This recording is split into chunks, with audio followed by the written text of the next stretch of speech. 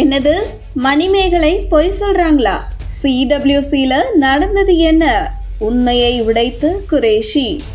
விஜய் டிவியில் ஒளிபரப்பாகி வரும் cook with கோமாளி நிகழ்ச்சியிலிருந்து மணிமேகலை விலகியதற்கு காரணம் பிரியங்கா தான் அப்படின்னும் மணிமேகலை கூறியிருந்த நிலையில மணிமேகலை மற்றும் பிரியங்கா இருவருக்கும் என்ன பிரச்சனை நடந்தது அப்படின்றது பற்றி செட்டில் கூட இருந்த குரேஷி வீடியோ ஒன்று வெளியிட்டிருக்காரு.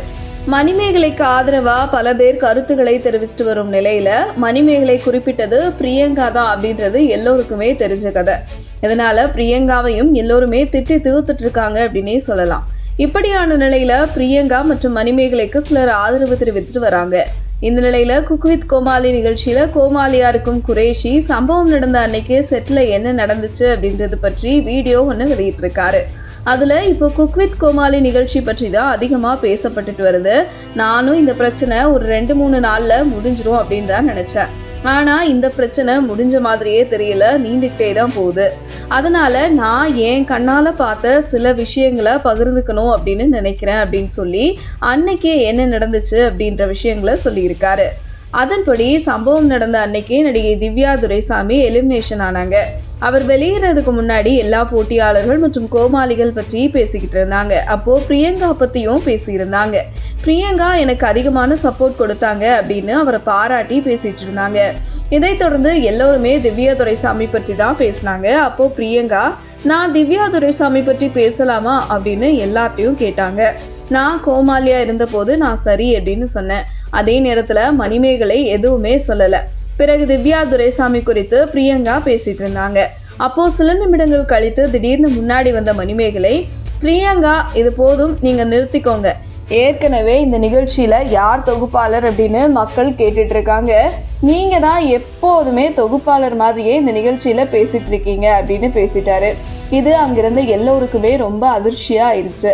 அதுக்கு பின்னாடி அவர் என்ன பத்தி பேசியிருக்காரு அப்படின்னா, நான் திவ்யாவை பத்தி திரும்ப பேசதானே செய்யணும், என்னோட உரிமையை ஏன் மறுக்கிறீங்க அப்படின்னு பிரியங்கா கேள்வி எழுப்புனாங்க.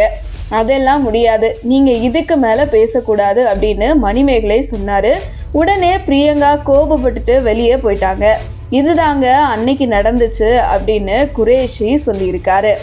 அடுத்த வாரத்துக்கான ஷூட்டிங் நடந்துட்டு இருக்கிற நிலையில பிரியங்கா சேனல் தரப்புல மணிமேகலை ஷூட்டிங் ஸ்பாட்ல அத்தனை பேர் முன்னாடி என்ன பேச விடாம தடுத்துட்டாங்க.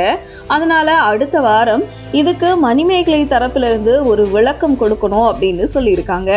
இதுதான் நிகழ்ச்சியில நடந்தது. இது தெரியாம சிலர் தவறா பேசிட்டு இருக்காங்க. நாங்க இவங்க 2 பேர்ல யாருக்குமே சப்போர்ட்டா பேசல. அன்னைக்கு நிகழ்ச்சியில என்ன நடந்துச்சோ அதை அப்படியே பேசுறேன் அப்படின்னு குரேஷி சொல்லியிருக்காரு. குரேஷி ஏற்கனவே பல நிகழ்ச்சிகளை மணிமேகலையோட தொகுத்து வழங்கிட்டு இருக்காரு. ஆனா குரேஷி இப்போ பிரியங்காவுக்கு ஆதரவா பேசி இருக்கிறது இணையத்துல சலசலப்பை ஏற்படுத்தி இருக்கு. முன்னதா மணிமேகலை இந்த மாதிரி விளக்கம் கொடுத்து ஒரு வீடியோ வெளியிட்டதுக்கு ஃபர்ஸ்ட் கமெண்டா குரேஷி தான் போட்டுட்டு இருந்தாரு. அதுக்கப்புறமா உடனே அந்த கமெண்ட்டை டெலீட் பண்ணிட்டாரு.